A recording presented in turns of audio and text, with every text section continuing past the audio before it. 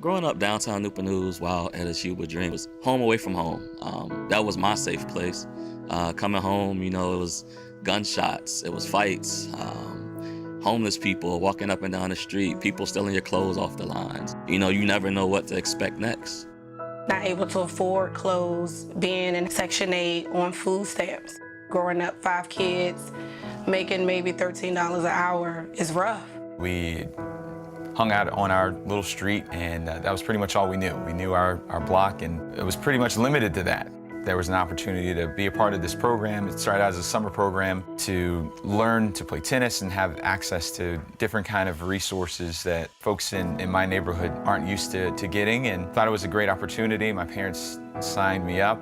Me going to Achievable Dream put me on a path that I can be something. I can do something better than where I'm at.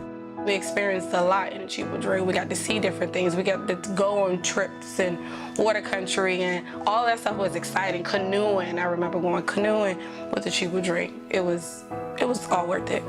It's the exposure to the people, the resources, the experiences. I remember learning lessons of etiquette, and not just things on the business side or a professional level, but also just compassion.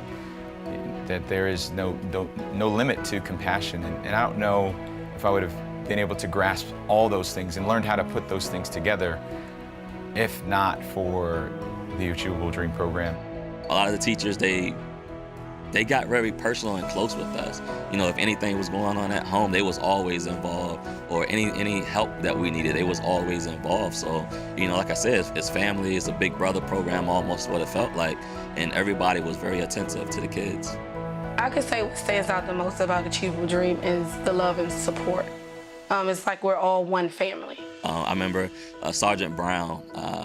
We established a bond at school, and that's where it started at school, lining up in the gym in the mornings, sitting in single file lines. And, you establish that type of bond when you're looking for a big brother or a role model. Next thing you know, he asked my mom if it was okay for him to come by the house and, pick me up sometimes and take me out. I mean, as a child living in the neighborhood I grew up in, we didn't get exposed to a lot of things like that. So for him to come by the house, that was major. My 4th grade teacher was Miss Tracy Albia. Like, me and her clicked instantly. Like, it was just her personality, her smile.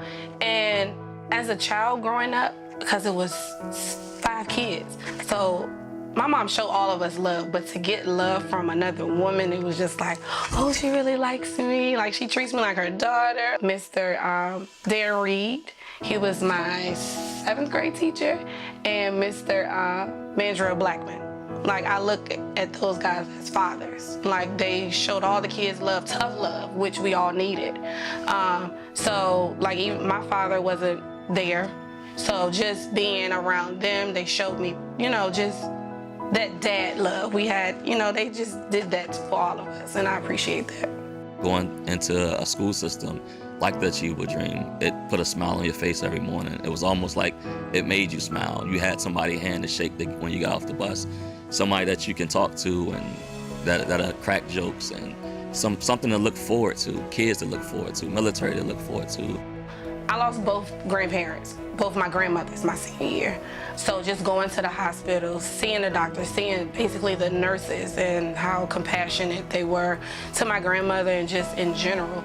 So that was something I was like, oh, this is what I want to do. I want to be a nurse. I'm enrolling in VCU in the master's program in health administration. So, like, growing in poverty, that's not something kids think about. Going to college, like, whatever, I'll work at McDonald's. That's just growing up, some things that I've heard from my childhood friends. Oh, I'm not going to college.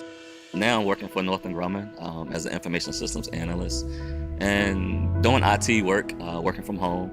I never thought I would go to college and be able to be in this type of position, coming from where I came from. And I believe the Achievable Dream helped push me to be there. Just the environment that I was in, the kids, principals, assistants, teachers, everybody that they give you that extra motivation throughout life. So the decision to go into the ministry. That actually happened in the middle of college. I had set up my life to be the next Dr. Huxtable. I wanted to be an obstetrician, and I was studying biology, pre-med and everything. A mentor of mine at college who was also pre-med realized that that direction wasn't quite where he wanted to go, and it caused me to think about if that were also the direction I wanted to go in. Where I'm at now, I give all the props to Achievable Dream. Just keeping me focused and structured, giving me goals and morals to push on in life and achieve what I couldn't achieve on my own, you know, growing up where I'm from. And I grew up in an apartment all my life in the projects. That's what I am. I don't regret it. And me and my wife are about to buy our first home in December, actually, closing on that. So that's a big step for me and my wife. You know, I appreciate it all from the Achievable Dream. Having an awareness that the world is a lot bigger than what I might have known otherwise. And it's because of the generosity of folks, and I'm grateful for it. Miss Reeland always came up, and she was almost like that in-between factor of holding me on to the right path. And while the streets was pulling me in a different direction, you know, she pushed me to be better. She saw something in me that I didn't ever see. But her talks, it pushed me, it motivated me. It gave me something to look forward to. It gave me somebody that felt like they cared all the time, no matter the situation, no matter what I had going on at home, outside of home, never judged me for who I was. You don't see too many white people coming to the projects. When you do, it's either the ambulance or the police. You know, it's a majority is just black, and that's the environment. So to see her come there, that I appreciate that, you know, more than she probably ever know. You know, just to pull me away from that environment, you know, and to believe in me.